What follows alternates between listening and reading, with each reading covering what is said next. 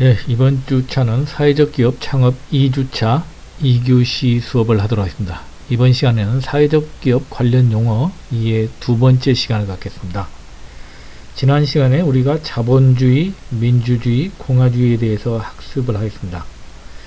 우리 현재 사회를 이루는 기본적인 어떤 양립하는 메커니즘은 자본주의와 민주주의로 대변할 수 있으며, 우리나라의 또 헌법에 보면은 대한민국은 민주공화국이다라는 것을 저희가 학습하였습니다. 특히 최근에 이제 사회가 주식의 사용 자본주의로 발달하면서 시장경제, 민영화 이런 것들로 인해서 공공재의 민영화로 인한 폐해가 극심하고 있고, 또한 사유화 이런 것들로 인해서 자본주의는 개인 책임을 강조하며 끊임없는 자기개발을 추구합니다. 특히 이런 자본주의는 미국과 한국에서 발달되어 있다고 말씀을 드렸습니다. 그래서 자본주의는 시장경제에서 승자가 독식하는 구조이기 때문에 자본주의는 승자가 독식하도록 하기 위해서 인간들을 피라미드 구조에 의해서 명령과 통제하면서 보상에 중독을 들게 합니다. 그래서 서열화, 우리가 직장 다니면서 이렇게 승진하려고 하고 이런 것들에 대해서 굉장히 목말라는 것을 서열화를 시키기 때문에, 또한 계급화를 하죠. 그래서 정규직, 비정규직, 예를 들어서 교수도 정교수 하고, 예를 들어서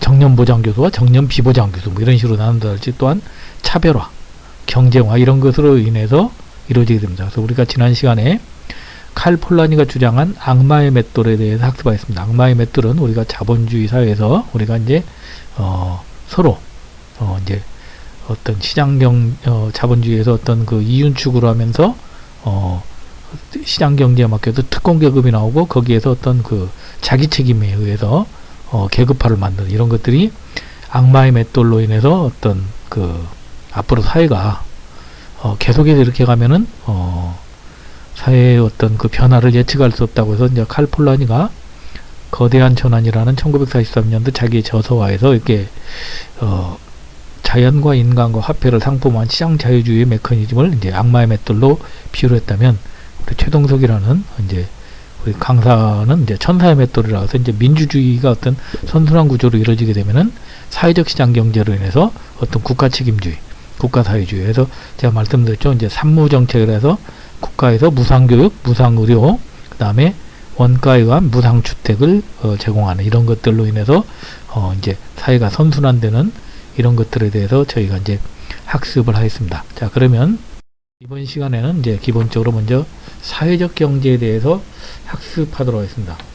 자, 사회적 경제라는 것은 우리가 사회적 가치의 실현이라는 목적을 달성하기 위해서 다양한 주체들의 생산과 소비가 이루어지는 경제 시스템을 말합니다. 특히 우리나라에서 사회적 경제의 대표 기업은 4개를 말합니다. 마을기업, 자활기업, 협동조합, 사회적 기업. 아마 그 중에서 여러분들이 가장 좀 많이 들으시는 단어가 아마 협동조합과 사회적 기업이 아닐까 생각합니다. 그래서 그리고 공정무역 등 우리나라 사회적 경제를 구성하는 대표적인 공동체 유형들이 주무대가 되어서 다양한 활동을 펼치는 것을 의미한다. 그러니까 사회적 경제라는 것은 우리가 이제 이런 그 마을기업, 자활기업, 협동조합, 사회적 기업, 공정무역 이런 것들이 이루어지는 어떤 플랫폼 경제를 우리가 사회적 경제를 합니다. 사회적 경제 구성 공동체들의 공통 특성을 보면은 정부나 시장이 아닌 민간 영역에서 자주적, 자립적으로 참여하고 민주적 의사결정 구조를 갖고 있으며 공동체의 보편적인 이익을 실현하고자 합니다. 또한 경제에 참여하는 주체들의 협동, 연대, 그리고 신뢰가 필수적이라 합니다. 그래서 여기에서 이제 어떤 반칙, 예를 들어서 배반, 이런 것들이 아니라 협동하고 연대하고, 어떻게 보면 이제 민주주의에서 가장 또 추구하는 것이 우리가 협동, 연대, 토 이런 걸 말씀드렸죠. 그리고 신뢰가 필수적이다. 경제적 목표와 사회적 목표를 동시에 추구한다. 그래서 이제 사회적 경제가 발달된 나라들이 대개 이제 그 북유럽들입니다. 그래서 여러분들이 잘 아시는 바와 같이 지금 세계에서 가장 그 행복 지수가 높은 나라 중에 하나가 이제 덴마크라고 하는데, 덴마크는 보통 자기 소득의 한 45%에서 많게는 50%까지를 세금으로 이렇게 징수를 한다고 합니다. 그래서 굉장히 사회적 경제나 아니면은 그 사회복지가 잘 발달되어 있는데 덴마크 사람들은 그런데 정부에 대한 만족도가 굉장히 높다고 합니다. 그 이유는 자기의 그 재원을 많이 가져가는 것은 뭔가 불편하지만 분명히 자기가 그만큼을 또 그 자기가 낸 만큼 아니면 그 이상으로 아니면 또 다른 계층에게 그게 복지나 아니면은 다른 정책의 재원으로 분명히 집행된다는 어떤 정부와 사회와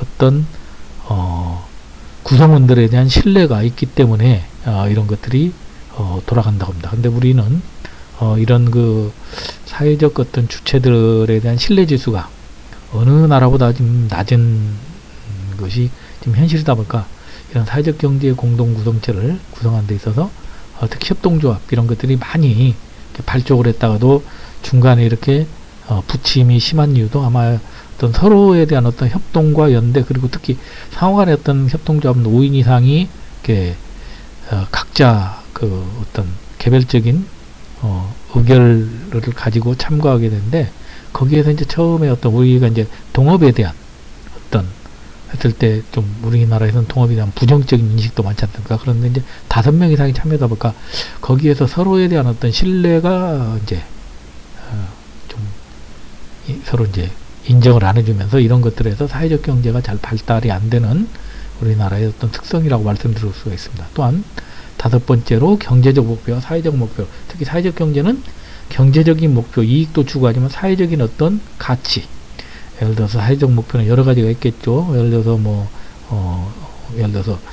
환경 문제도 될 수가 있고, 아니면은 또 예를 들어서 취약계층 어떤 일자리 제공, 어떤 또 지역사회에 또 공헌하는 이런 것들을 동시에 추구하는 것이 사회적 경제 공동체들의 공동 특성이라고 말씀드릴 수가 있습니다.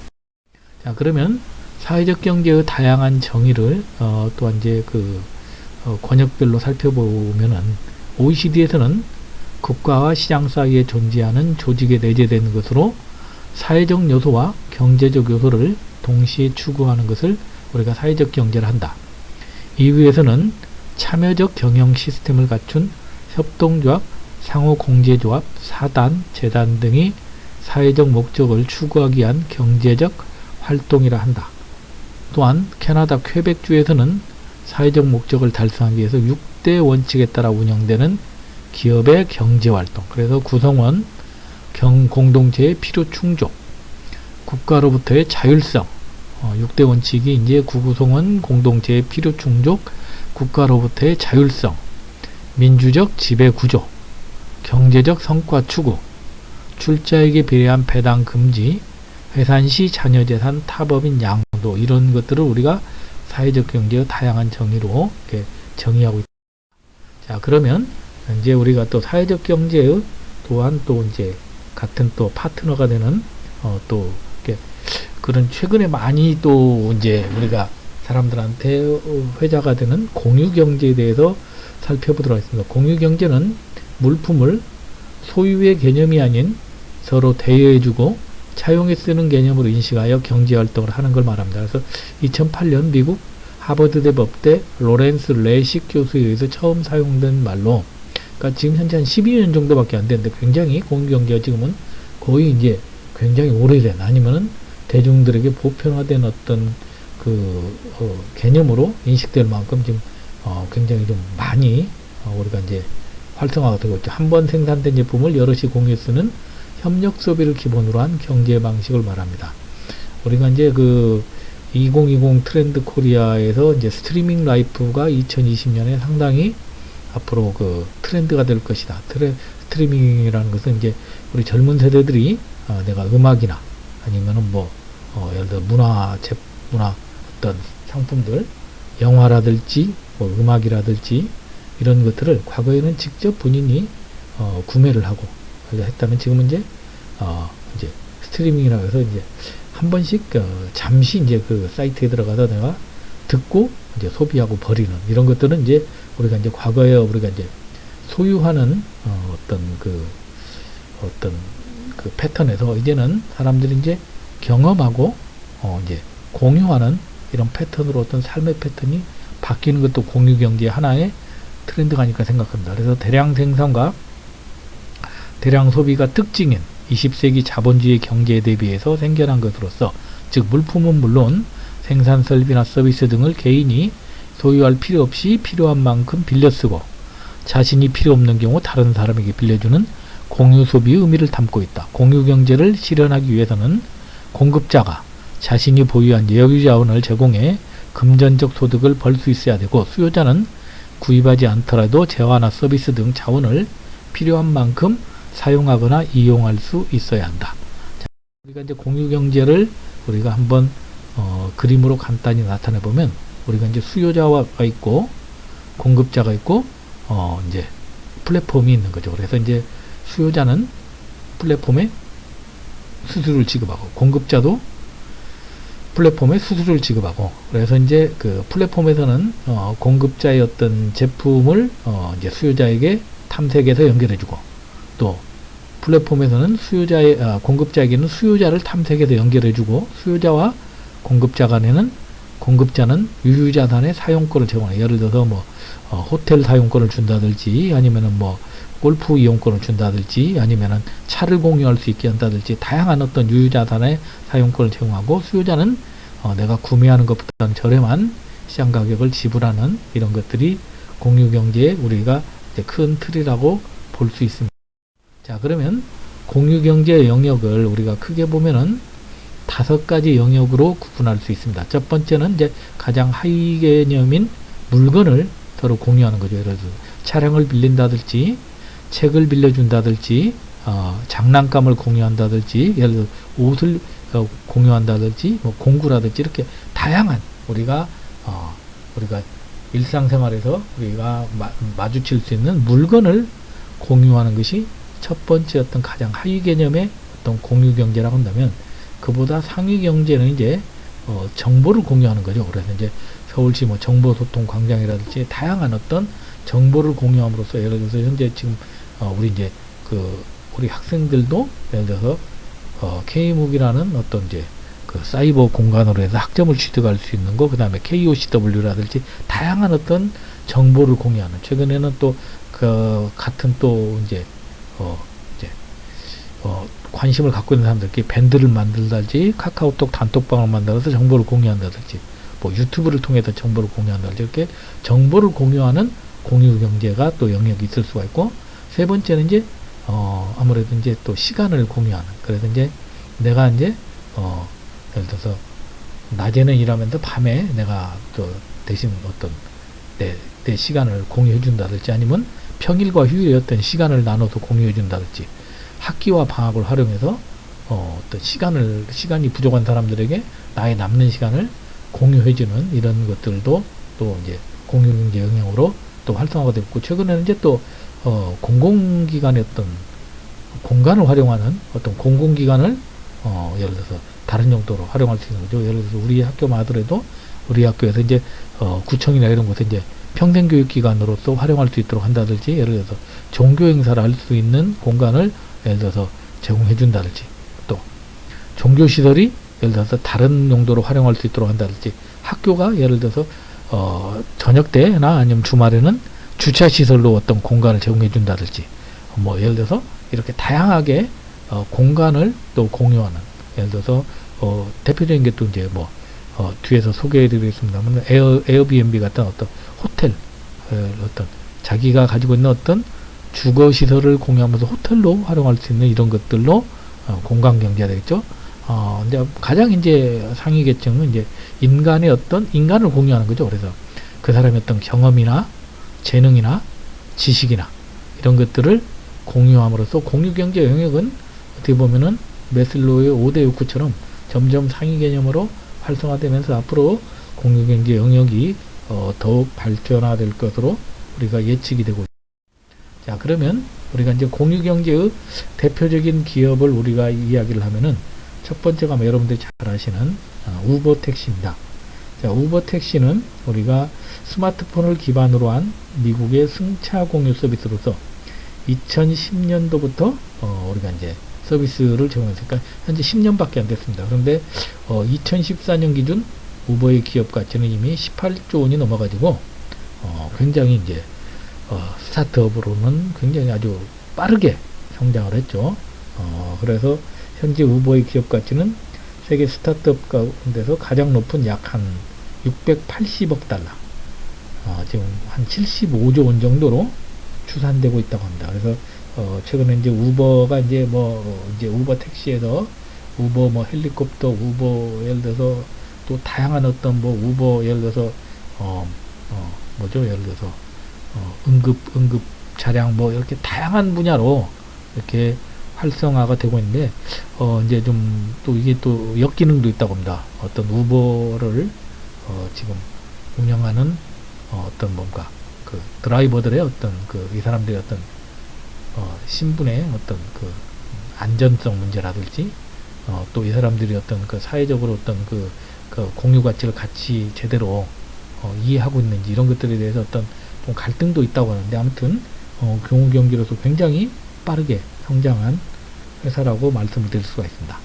자, 이어서 또 에어비앤비 아마 지금 좀 상당히 타격이 좀 클 걸로 생각합니다. 2008년 8월에 시작된 세계 최대의 숙박 공유 서비스입니다. 그래서 자신의 방이나 집, 별장 등 사람이 지낼 수 있는 모든 공간을 임대할 수 있도록 해서 어떤 패러다임 바꾼 거죠. 우리가 이제 숙박업소라는 패러다임 바꾼 겁니다. 그래서 현재 우버의 기업 가치는 현재 에어비앤비는 우리가 이제 2013년 기준 192개국 34,800여 개 장소에 대한 숙박 중개하고 있는데 최근에 이제 더 늘어났겠죠. 그래서 2초당 한 건씩 예약이 이루어지고 있을 만큼 에어비앤비도 이제 빠르게 성장하고 있는데 여기도 마찬가지로 우버와 마찬가지로 이제 또 역기능도 발생하는 거죠. 이제 숙박업소의 어떤 예를 들어서 부도덕성, 그 다음에 이제 원래 제공됐던 어떤 그런 공간과 다른 어떤 서비스가 제공한다든지 또 에어비앤비 숙박업소에서 잤는데 거기에서 예를 들어서 성추행이나 성폭행이 일어나는 이런 어떤 또 안 좋은 기능들은 앞으로 어떤 그 공유경제의 서비스를 앞으로 활성화하는 데 있어서 해결해야 될 문제라고 생각을 합니다. 자, 이어서 이제 사회적 경제 기업은 우리가 크게 이제 4개 기업으로 나눠지면서 사회적 경제를 추구하는 기업은 크게 사회적 기업과 협동조합과 마을기업과 우리가 재활기업으로 나눠지게 되는데 여러분들이 꼭 기억하실 것은 주관부서를 기억하실 필요가 있습니다. 사회적 기업은 주관부서가 고용노동부이고 협동조합은 기획재정부, 마을기업은 행정안전부, 재활기업은 보건복지부입니다. 그래서 2019년 기준으로 보면은 사회적 기업은 현재 2,372개, 협동조합은 16,842개, 마을기업은 1,592개, 재활기업은 1,211개 해서 합계 한 22,000개 정도 됩니다. 그래서 마을기업은 여기서 통계는 2019년 6월 기준이고 재활기업은 2018년 12월 기준임을 여러분들이 참고하셔서 사회적 경제기업의 현재 어떤 현황을 봐주시기 바랍니다. 그래서 사회적 기업의 개념은 이 그림 한 장으로서 잘 설명이 저는 된다고 생각합니다. 그래서 이제 사회적 기업의 영역은 우리가 기본적으로 이제 기업들을 보면은 전통적 비영리기관이 있고 수익 창출 활동하는 비영리기관이 있고 사회적 책임 기업이 있고 사회적 책임 활동 기업이 있고 전통적 영리 기업이 있다면 우리가 전통적 비영리 기관은 아무래도 사회적 기업의 영역은 아닌 것 같습니다. 왜냐하면 사회적 기업은 또 기본적으로 수익을 창출해야지 아예 수익이 없는 것은 지속성이 없기 때문에 어렵죠. 또한 사회적 기업이 전통적으로 영리만 추구한다면 아무래도 비록 영리는 추구하지만 어떤 사회적인 어떤 그 가치를 창출하는 데서 약간은 조금 좀 배제되기 때문에 사회적 기업 영역은 수익 창출 활동 비영리 기관이나 사회적 책임 기업이거나 아니면은 사회적 책임 활동 기업을 우리가 사회적 기업 영역이라면서 이들의 목적은 사회적 가치와 경제적 가치를 창출하면서 쉽게 말해서 사회적 목적이라는 것은 사회적 가치와 경제적 가치를 창출하면서 영업 활동을 수행하는 기업을 우리가 간략하게 말하면 사회적 기업이라고 말씀드렸습니다. 자, 그래서 사회적 기업은 크게 이제 그렇게 이제 4가지의 어떤 그 목적을 띠고 있죠. 그래서 우리가 지속 가능한 일자리를 제공해야 됩니다. 그래서 기본적으로 취약계층을 노동식으로 통합하면서 보람되고 좋은 일자리를 확대해야 되고, 또한 지역사회를 활성화해야 되죠. 그래서 지역사회를 통합하고 사회적 투자 확충을 통한 지역경제를 발전시키고, 또한 사회서비스를 확충을 해야 됩니다. 그래서 새로운 공공서비스를 충족하고 공공서비스를 혁신하고 윤리적 시장을 확산하는 거죠. 그래서 기업의 사회공헌과 윤리적 경영문화 확산을 통해서 착한 소비문화를 조성합니다. 그래서 이런 것들을 전부 모을 수 있는 사회적 기업을 만들어서 사회적 기업 육성을 통한 지속가능한 경제를 하고 사회통합을 구현하는 것이 사회적 기업의 어떤 추구하는 목적이라고 볼 수 있습니다. 자, 그러면 사회적 기업의 범주를 잠깐 우리가 이렇게 살펴보시면, 아래쪽에 있는 것은 우리가 이제 아래쪽은 소유권입니다. 소유권 개념에서 좌측은 공적 개념이고 우측은 사적 개념입니다. 그리고 좌측은 우리가 기업의 기본 목적에서 상업적 의도를 갖고 있느냐 사회적 의도를 갖고 있느냐에 따라서 우리가 살펴보도록 하겠습니다. 그래서 우리가 소유권이 공적에 있으면서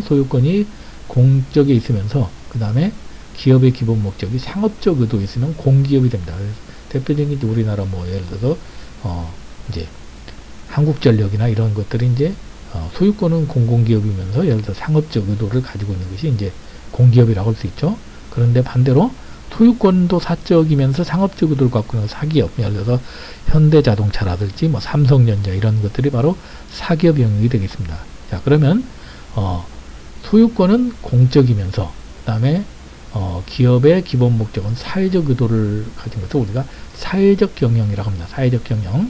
자, 그리고 이제 우리가 사회적 기업이라 하면은 소유권은 사적이면서 기업의 기본 목적은 상업적 의도보다는 사회적 의도가 많은 것을 우리가 사회적 기업이라 한다. 그래서 아무래도 소유권은 사적으로 소유하면서 기업의 기본 목적은 상업적 의도보다는 사회적 의도가 강한 것을 우리가 사회적 기업이라고 칭한다고 이 그림을 통해서 여러분들 이해하시면 됩니다. 자, 그래서 이제 또 기업의 사회적 책임과 윤리 경영에 대해서 같이 학습해 보는 시간을 갖도록 하겠습니다. 자, 사회적 책임과 관련된 용어는 기업의 사회공헌이라는 얘기도 있고, 또한 기업의 사회적 책임, 아마 여러분들이 CSR 이런 얘기 많이 들었을 겁니다. Corporate Social Responsibility라고 해서 CSR 아마 여러분들이 약어로 많이 들었을 겁니다. 또한 기업 시민정신 이런 얘기도 사회적 책임과 관련된 용어라고 말씀드릴 수가 있습니다.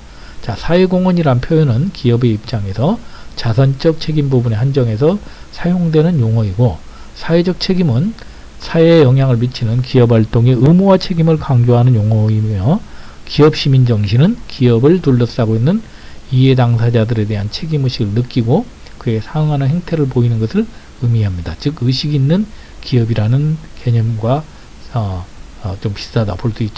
자, 그러면 주요 국제기관들에서 CSR에 대한 우리가 개념을 보시면 여러 것들인데 다 볼 수는 없고요.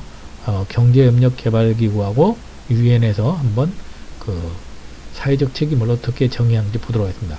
자, OECD에서는 기업이 사회와의 공생관계를 성숙 발전시키기 위하여 취하는 행동을 우리가 CSR이라고 정의하고 있고, 유엔에서는 인간의 얼굴을 한 자본주의를 구현하기 위한 인권, 노동기준, 환경, 반부패 등과 관련 기업의 역할을 우리가 CSR이라고 정의하고 있다. 자, 그래서 기업의 사회적 책임이 우리가 이제 가장 전 세계적으로 이슈가 된 것이 바로 1952년에 미국 뉴저지 법원의 A.P. 스미스사 재판입니다. 그래서 이제 52년도만 하더라도 우리가 이제 쉽게 말해서 방직 이런 업종들이 굉장히 활성화될 때죠. 그래서 당시 재봉틀로 회사였던 스미스사가 프린스턴 대학교에 $1,500를 기부하게 됩니다. 이에 이제 바로우라는 주주가 기업의 직접적 이익과 무관한 학교에다가 $1,500를 기부해서 주주의 권리를 침해했다며 소송을 제기했는데, 뉴저지 최고법원까지 올라간 이 소송은 결국 기부행위가 기업의 직접적 이익과는 무관하지만 사회적 책임의 범주로 인정된다면서 이제 기업의 사회적 책임을 인정한 최초의 사건입니다. 그러니까 지금 같으면 너무나 우리가 당연하게 사람들이 기업에서 이런 걸 하는 것이 오히려 기업의 가치를 올리고 주주한테 도움이 된다고 할 수 있지만, 지금부터 한 70년 전만 하더라도 이게 어떻게 보면 이제 기업의 재산을 주주의 이익과 무관한 것에 투자했다고도 소송이 걸 만큼 기업의 사회적 책임에 대한 어떤 인식이 안 돼 있을 때 최초의 기업의 사회적 책임을 인식시켜준 사건이라고 소개를 해드릴 수가 있습니다. 자, 이제 마지막 주제인 윤리경영에 대해서 살펴보겠습니다. 자, 윤리경영은 우리가 기본적으로 크게 윤리성과 합법성을 같이 추구하는 게 윤리경영입니다. 자, 그러면 우리가 이제 윤리경영에서 두 가지를 봐야 되죠.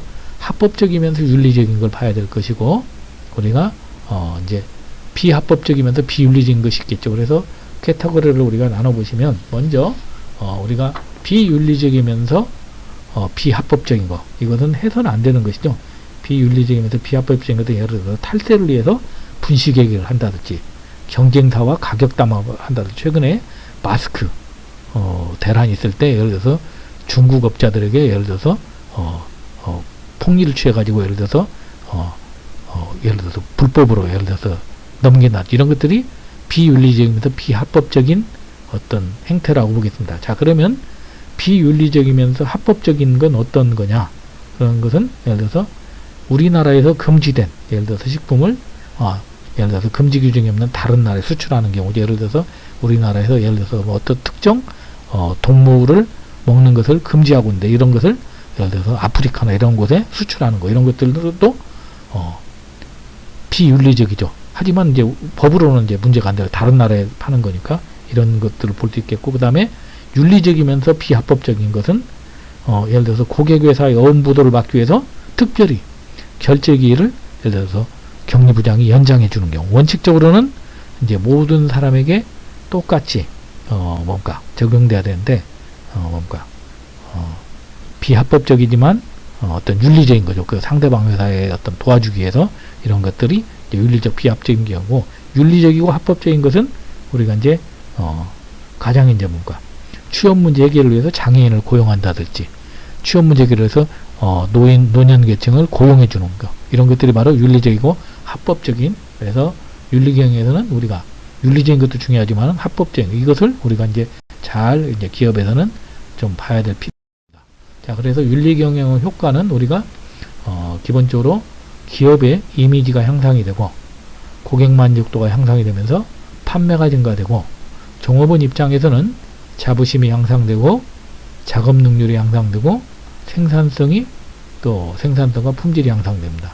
그러면서 이익이 증가되고 결국은 지속 가능한 발전이 된다. 그래서 윤리 경영이라는 것은 어떻게 보면은 기업의 입장에서는 굉장히 눈에 보이지 않는 것을 추구함으로써 오히려 훨씬 더 많은 것을 얻어갈 수 있는, 최근에 이제 윤리 경영이 너무 이제 자연스러울 만큼 착한 기업, 소비자들이 이제 착한 소비자, 착한 기업, 이런 것들을 착한 소비자 운동까지 이제 할 만큼 이제는 윤리 경영이 이제는 많은 사람들에게 어떤 관심이 가지고 있고, 당연히 기업으로서 해야 되는 그런 거라고 이제 말씀을 드릴 수가 있습니다. 이런 것들이 우리가 결국은 사회적 기업과 다 연결이 되는 어떤 기본 바탕 이론이라고 말씀을 드릴 수가 있습니다.